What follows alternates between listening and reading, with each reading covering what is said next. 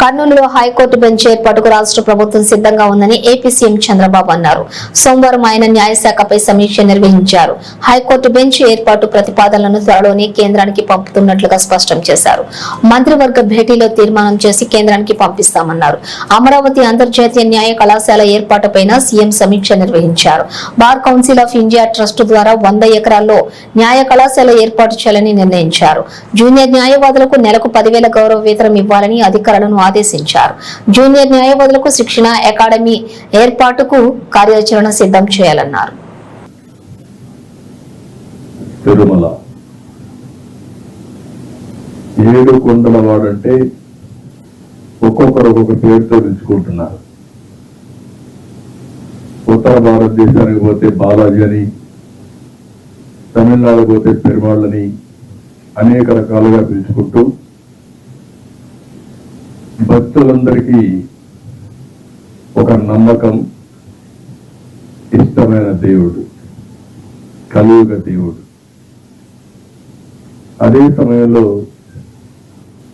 తిరుమలకు వచ్చి పవిత్ర దర్శనం చేసుకోవాలి, కలియుగ దేవుని యొక్క బ్లెస్సింగ్లు తీసుకుంటే ఏదైనా సమస్యలుంటే పరిష్కారం అవుతాయనేది ఒక నమ్మకం, ఒక అనుబంధం.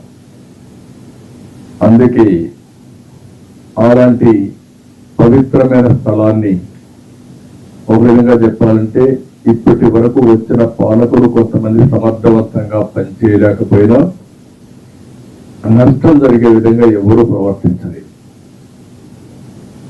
పవిత్రత దెబ్బతీసే విధంగా ఎవరు ప్రయత్నించలేదు. ఎన్టీ రామారావు గారు వచ్చినప్పుడు కాంప్లెక్స్, వైకుంఠ కాంప్లెక్స్ 1 కట్టారు. నేను వస్తానే వైకుంఠ 2 కాంప్లెక్స్ కట్టాం. నాకు వెంకటేశ్వర స్వామికి నాకు ఒక ప్రత్యేకమైన అనుబంధం. మా ఊరు నుంచి మా ఇంటి పైన బిల్డింగ్ పైన ఎక్కి చూస్తే మంగాపురం సైడ్ ఉండే నామాలు కనపడొస్తాయి.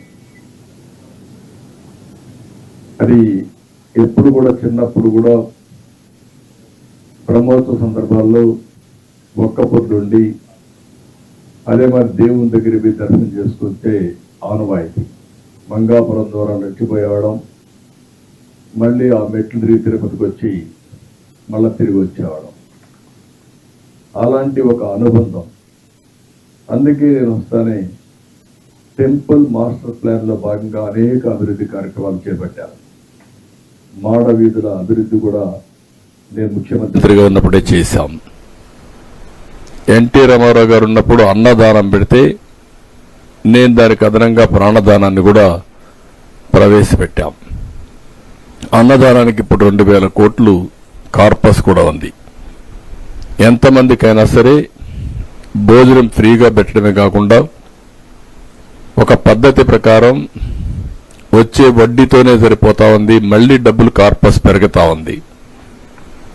అన్నదానంలో కూడా మీరు చూస్తే ప్రాణదానం కూడా కార్పస్ పెరుగుతా ఉంది, రోజు రోజుకు పెరుగుతా ఉంది. ఈ కార్యక్రమాన్ని 2003లో సిమ్స్ లో ప్రారంభించాను. ఆ రోజే నేను కొండపైకి వెళ్ళి బ్రహ్మోత్సవ సందర్భంలో దేవునికి పట్టు వస్త్రాలు సమర్పించే సాంప్రదాయం అప్పుడే నా మీద దాడి జరిగింది. అది ఒక మిరాకిల్. 24 claymore mines. సాక్షాత్తు భగవంతుడే నన్ను కాపాడాడు తప్ప లేకపోతే ఆ యాక్సిడెంట్లో బ్రతికే సమస్య లేదు. అది ఎప్పుడు కూడా నాకు గుర్తుంటుంది. అదే మరిగా అది ఒక పునర్జన్మగా నేను భావిస్తాను. అందుకే నేను ఏ పని చేసినా ఒక పవిత్రంగా 2 నిమిషాలు వెంకటేశ్వర స్వామిని తలుచుకొని చేస్తాను. అదొక నమ్మకం, నాకు ఒక బిలీఫ్ కూడా. ఇలాంటివి చేసుకుంటూ మనం ముందుకు పోయే సమయంలో మనం చూస్తే నాకు ఒక్కడికే కాదు, ఇలాంటి అనుబంధం, అనుభూతి కొన్ని కోట్ల మందికి ఉంది. అది వెంకటేశ్వర స్వామి మహత్యం. ఆ మహత్యం లేకపోతే ఇంతమందిని అట్రాక్ట్ చేసే పరిస్థితి కూడా రాదు. నేను ఎప్పుడూ చెప్పేవాడిని, ఎవరైనా పర్వాలే కానీ వెంకటేశ్వర స్వామి ఎప్పుడు కూడా అకౌంట్స్ ఎప్పటికప్పుడే సెటిల్ చేస్తాడని. ఇదే సమయంలో మీరు ఒకసారి చూస్తే రాజశేఖర రెడ్డి గారు ఉన్నప్పుడు 7 కొండల్ని 5 కొండలను అంటేనే, ఒక మాట అంటేనే నేను చాలా ఫైట్ చేశాను. దాన్ని ఫైట్ చేయడమే కాకుండా నేను పాదయాత్రతో 7 కొండలు ఎక్కి మొక్కు తీర్చుకున్నాను. ఎందుకంటే ఒక నమ్మకంతో ఏ పని చేసినా, పోరాటం చేసినా, అవన్నీ చేశాం, ఎన్నో ఆందోళనలు చేశాం.